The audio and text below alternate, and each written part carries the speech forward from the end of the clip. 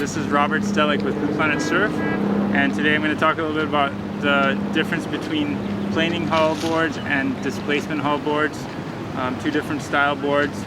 And about 5 years ago, Jeff Chang and I wrote an article about it on the Zen Waterman blog. We were kind of in search of the fastest board for racing, and it was about unlimited boards, but basically the difference between planing hulls and displacement hulls, and you know, two fundamental kind of differences in shapes.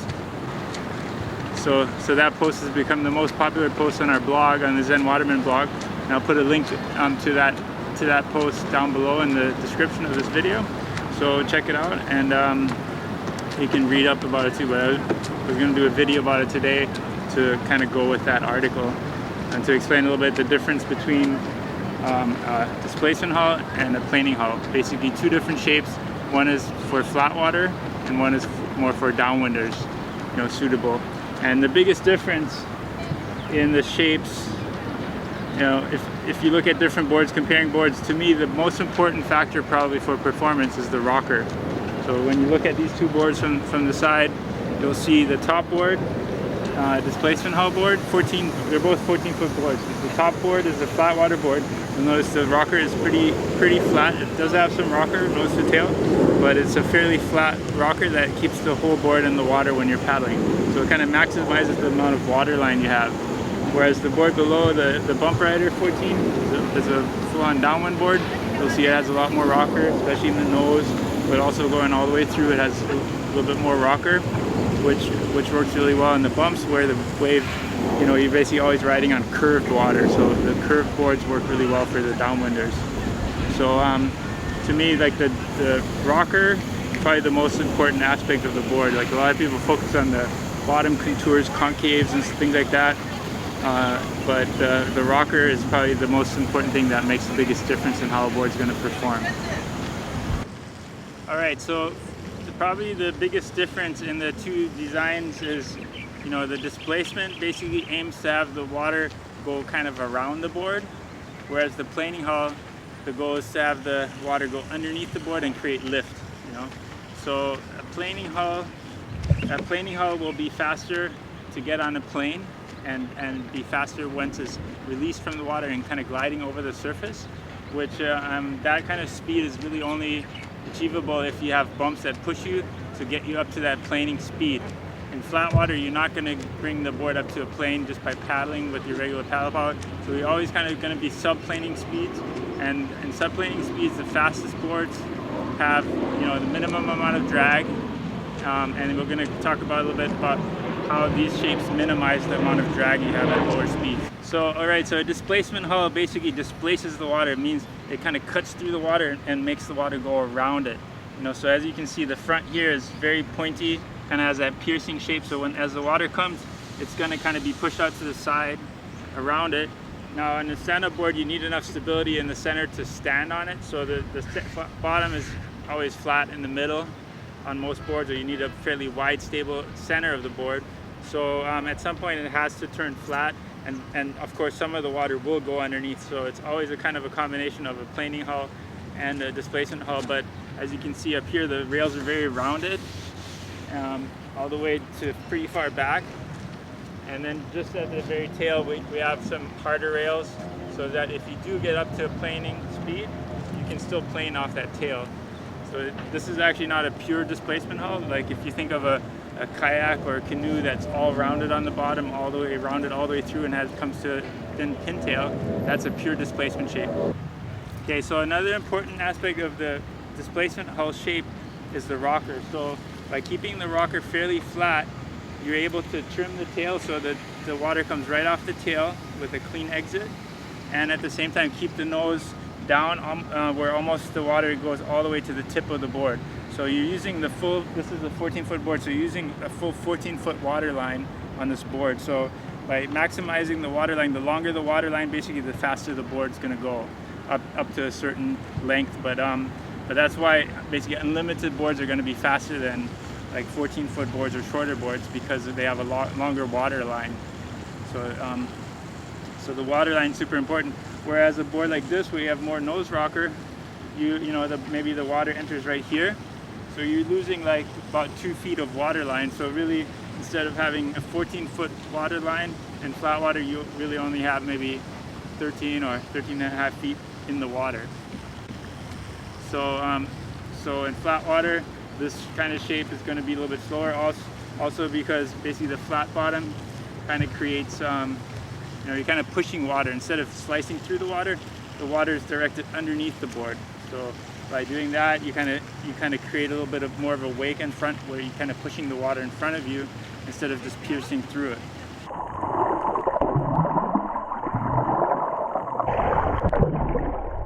Okay, so next let's talk a little bit about the planing hull. This is the 14-foot bump rider. It's an awesome board in the bumps. It's not going to be the fastest board in flat water, but as soon as you have a little bit of bumps pushing you, this board will be much easier to control, and just easier board to go fast on in the bumps than a board like this. You can still make a displacement board work in bumps. It takes more skill, but I think in light wind you can be very competitive on a flat water type board in light wind conditions on the bumps too. But as soon as you get stronger winds, bigger bumps, steeper bumps especially, it's much easier on a board like this, and you're going to go faster. I mean, easier and more control means more speed in the downwinders. So as you can see, it has more rocker in the nose, and then our boards have fairly soft rails. Like they're pretty rounded in the front, and then don't get really hard until kind of further back, so back here. So by keeping the rails soft, it does keep a fairly good speed in flat water too. So if you do have the flats, going into the flats, these rails are still pretty quick in flat water conditions. You do lose a little bit of water line, you have a little bit more rocker, but you can still be competitive in a flat water race or in kind of touring kind of conditions with these softer rails. And another advantage is in the bumps that it's easier to control a board that doesn't have the hard rails in the front, in my opinion. So that seems to work really well. But basically, as the water enters here from the front, instead of on this board, it kind of gets split and kind of displaced around the board. This one, the water goes right underneath the board and basically creates lift. So as the board kind of goes over the water, it pushes up the board. So it creates lift, and as you get on a bump and your board picks up speed, at a certain speed, instead of pushing through the water, the board will lift up on top of the water and start to plane. And that's what you want when you're riding bumps, when you're going in downwinders. You want the board to get on a plane, release, and then you can go at the speed of the bump and just surf on that bump as long as you can. And you can move your weight back to reduce the amount of wetted surface. Basically, the further you get on the tail, the less board is in the water, the more it's just going to slide over the surface of the water with less friction. So the less wetted surface, once you're gliding or planing, the less friction your board's going to have and the faster you're going to go. And then but it's also not just about going as fast as you can on the bump, but also maintaining good average speed. So it's a little bit of a combination of speed and planeability. But so of course, a board like this is going to create more lift than a board like this, because this one has the piercing hull, rounded bottom. It's not made to lift out of the water, it's made to just pierce through the water. Versus this board, the water goes under it, so it creates lift and the board gets on a plane quickly and easily. So also on flat water race boards, the width is really important. Like a wider board will be slower because you have basically more drag. The narrower you can handle on a flat water board, the less drag you're going to have. So you can go faster on a narrower board, and it's kind of depending on the rider's skill, usually the narrower you can handle, the faster you're going to go, especially in flat water conditions. So on downwind boards, we found that that's not always the case. I mean, still if you have very good balance, you can go pretty narrow, but at some point it's kind of diminishing returns, because also the width of the board also creates more lift. So a wider board, even though it has more drag, it also creates more lift. It has more surface area to lift the board out of the water. So sometimes having a wider board can actually help you get on the plane a little bit quicker. So then obviously when you come off the plane, it slows down a little bit faster because it's wider and has more drag. but to get on the plane, sometimes on a wider board is easier, so there can be a trade-off. And for me personally, I found that the bump rider, we tested it in like 26, 27, 28, and for me, for good downwind conditions, I like the 28 the best, and that's our production model. Works really good, and that's what most people are using, although we do make it in different widths. And we have the 30-inch wide version 2, which is a really good board to learn on. So especially when you're starting out, downwinding is very tricky, and with all the different waves and currents and chop coming from different directions. So having a wider board is usually, you're going to end up going a lot faster if you're on the water than in the water. So having a wider board, more stable board, helps you focus more on just catching the bumps, riding the bumps, and being able to control it. Okay, so let's talk real quick about the tails of these two boards. They're actually very similar. Both of these boards, basically the tail is a planing tail, So they have the hard rails. These ones are a little bit softer and they're tucked under more, versus this has a little bit sharper, harder rails, which help with the water release. This one, by keeping it tucked under, has a little bit creates a little bit less turbulence along the rails. But then the tail has a hard cutoff. So if you do get on a bump or on a wave, you need to be able to surf it off the tail. This one still has a planing tail, versus some other boards have like a really sharp pintail, rounded all the way through. Those are very hard to control when you step back and you're trying to like surf on a wave or anything other than perfect flat water conditions. Very hard to control a board like that has a completely rounded tail with a pintail, very tippy on if you move back. So this kind of a wider tail makes the tail more stable, lets you plane, lets you step back and pivot, turn easier, and do things like that. Okay, this one has a pintail. Like in theory, the narrower pintail helps with the clean water release, a little bit more speed, and then also control, like if you're surfing off the tail, like on a bump, sometimes you're kind of surfing it, lets you turn easier. Like that curve in the tail too creates maybe a little bit more drag versus the straighter outline here. But it also helps the board be more maneuverable, and also, this bump rider actually surfs really well too. So when you get on a wave, surfing, not just a bump but a real wave, then it's actually pretty fun to surf a board like that as well. All right, so let's take the boards in the water and I'll show you a little bit of what I'm talking about in terms of the water line, the release, and so on. Okay, so this is the displacement hull board, the 14-foot Dark Horse. This one's 26 inches wide. But as you can see, even just the weight without me on it, the board's pretty flat in the water. The nose is just not quite touching. The tail is maybe a little bit out of the water. But as soon as I put my weight on there, it's going to be a little bit lower in the water. And we're going to have the whole board from nose to tail pretty much in the water. And having the maximum amount of water line. So let's have a look at how it goes through the water and how much of a wake I have and so on, so you can kind of see what I'm talking about.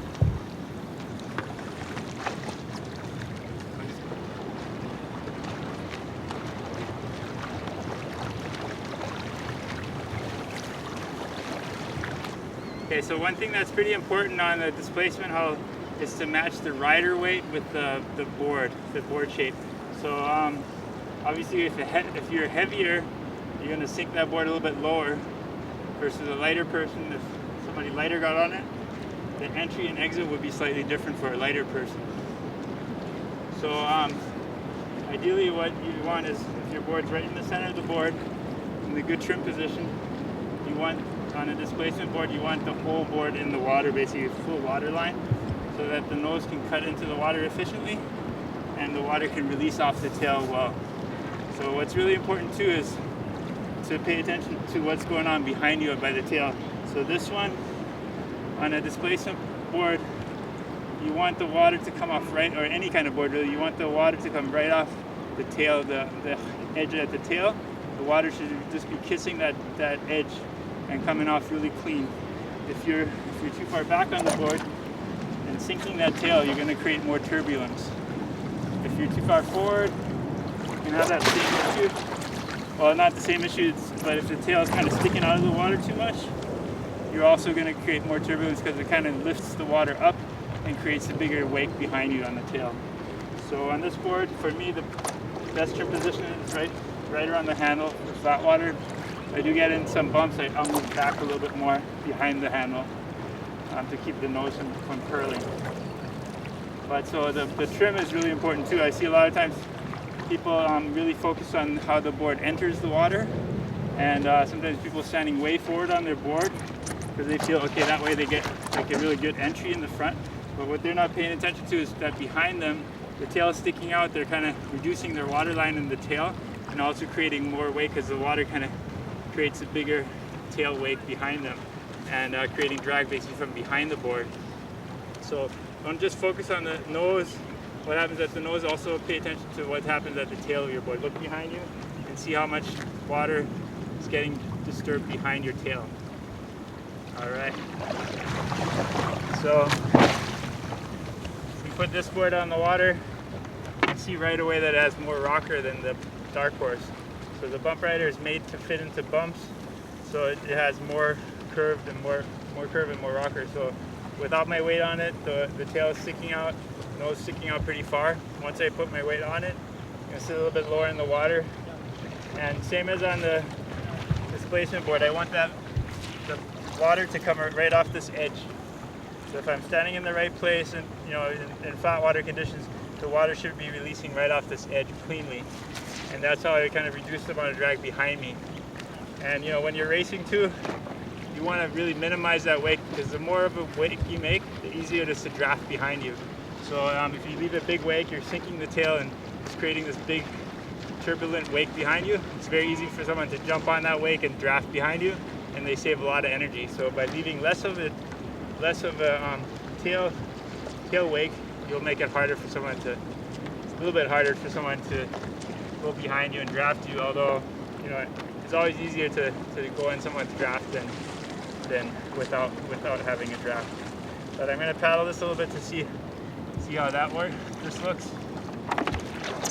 So I'm standing on this one in the flat water, same thing, I'm kind of right around the handle, maybe a little bit back from the handle, but you'll see like this trim lets me be kind of right where that tail is kissing the water line. So as I'm paddling, it should come off pretty clean.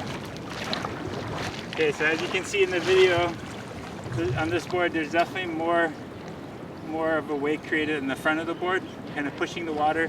It's kind of more of a wave coming off the front, more water splashing in the front of the board. Then on the displacement, that kind of cuts through the water a lot cleaner. Alright, so thanks for watching this little comparison between the downwind board and the flat water board, displacement hull versus planing hull, the differences. I hope you learned something. Check out our YouTube channel, all the cool videos we have. Subscribe, give us a thumbs up please, and I'll see you later. Aloha.